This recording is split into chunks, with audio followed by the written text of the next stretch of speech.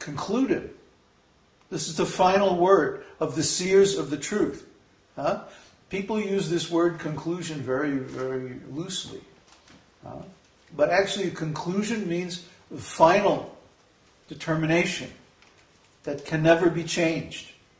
Because here we're talking on the level of absolute truth. So those who are seers of the truth, they know the truth. They can see it. They don't have to think about it. They don't have to guess it. They can see the truth.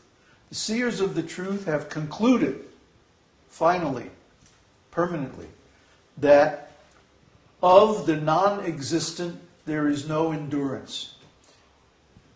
How can something that does not exist endure? It doesn't exist in the first place. So it can't endure. It has no real basis of existence.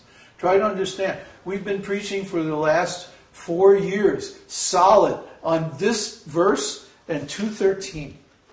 2 verses in Bhagavad-gītā has been the whole of our preaching work for the last 4 years, since 2004.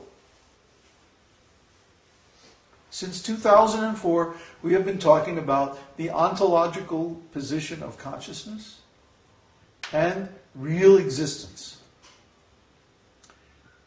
So that which does not exist, which does not have real existence, is impermanent. It has no endurance. If we see something that has no endurance, we know it doesn't really exist. Its existence is relative only. It may exist in some sense, but it doesn't have real existence. It doesn't have absolute existence. So what does? Of the existent, there is no cessation, no end. That which exists has no end, and therefore also has no beginning. Try to understand. The only thing in our experience in this world that has no beginning is consciousness and the soul itself. The soul has no beginning because it's spiritual energy of Kṛṣṇa. That spiritual energy is there along with Kṛṣṇa, just like the sunshine is there along with the sun. If the sun didn't have sunshine, we wouldn't even know it existed. Because the energy and the energy of the energetic reveals the energetic. Just like the sunshine reveals the sun. Similarly, the energy of Kṛṣṇa is the soul and consciousness. So, when that energy is revealed, it also reveals him. That's why the saying, the old Hermetic saying, as above, so below. We have consciousness, therefore the Lord has consciousness. Why? Because we are the energy of the Lord. He is the source. He is eternal, therefore we are eternal. Nityo nityanam chaitanash chaitananam. That's so beautiful, this philosophy. So perfect. Nityo nityanam. He is the eternal, one eternal from which many eternals have come. Chaitanash chaitananam. He is the one conscious entity from which all conscious entities have come. The sunshine comes from the sun. The rain comes from the ocean. The dust on the floor comes from the dirt, the earth.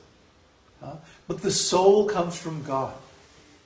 And consciousness comes from the supreme conscious entity, the ocean of consciousness, who exists eternally without beginning or end. That's what nityo means. Nityam. Or satam. Sat means eternal, eternal existence. Na bhavo vidyate sataha. There's no changing qualities of the eternal. Asataha vidyate bhava. There's of the non-existent, na asataha. The asat means that which does not really exist. Does not have that quality of eternality. Does not have permanent existence. Therefore it has a beginning and an end. in this material world, there are 7 stages of manifestation, which are, oh, come on, this is basic. Gestation, right? What comes before gestation? Conception. Duh. Conception, gestation, and then what happens? Squeeze the toothpaste tube? Birth. Then growth. Then? Yeah, but what is the distinguishing characteristic of maturity? Getting old. No, that comes later. Creation of byproducts. Yes. Creation of byproducts. That means work and reproduction. Well, that's what most adults are engaged in, work and reproduction. So then comes dwindling, old age, and death. Everything in the material world goes through these 7 stages. Conception, gestation, birth, growth, creation of byproducts, dwindling, and death. Everything. Everything. And everything that goes through these 7 stages is impermanent. Therefore, it doesn't really exist. If you look at eternity, unlimited time, and then you look at the existence of this body, this world, this universe, or anything material, the interval of time in which it exists, it becomes vanishingly small in the purview of eternity. I was just reading this morning in the story of Tulsi Devi that when Sudama was cursed by Radharani to take birth in the material world, the longest that he could be gone was 1 manvantara. Because Radharani was feeling very sad. Oh, I shouldn't have been so mean. I shouldn't have got angry at him. So she wanted to take back her curse. But Krishna said, don't worry. He's only going to be gone for half a moment. Because 1 manvantara, 4,320,000,000 years in the material world, is only half a moment in Goloka Vrindavan. Truti. Vedic terminology for half a moment. As long as it takes to snap your fingers. It's a truti. So for 1 truti in the spiritual world, we have to go through 4,320,000,000 years. 72 complete yuga cycles. The period of 1 Manu. During that time, the Manu takes birth, assumes his post.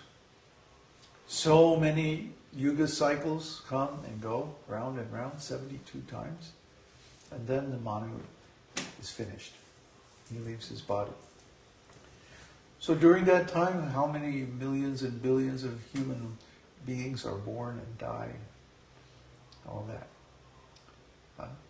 But this is only 1 moment in the spiritual world, half a moment. So we can understand that which exists eternally, even in the spiritual world, has real existence. That which comes and goes, that churning ocean of birth and death in the material world, that doesn't really exist. All this that we're going through now is just nothing. Less than half a moment. Just like when you see a flash of lightning. It's even faster. It's just a couple of milliseconds. 10 milliseconds or something like that. So, that's our whole birth, death, the whole history of the country that we live in, the whole history of Western civilization, takes place in the flash of a lightning bolt in Goloka Vrindavan.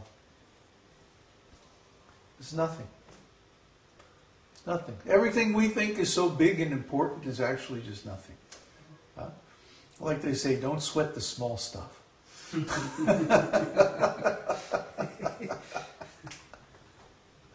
So we have an opportunity to understand what is eternal existence. This, the seers have concluded, again, permanent conclusion, by studying the nature of both. Tattvadarshibihi. Tattvadarshibihi means the seers of the truth. They are the subject of this shloka. In Sanskrit, this subject not always, but frequently comes last for emphasis. And by drishta, by seeing. Drishta means direct observation of the different ways of ascertaining truth. Drishta is one, and what's another one? Anybody? Shruti. Shrav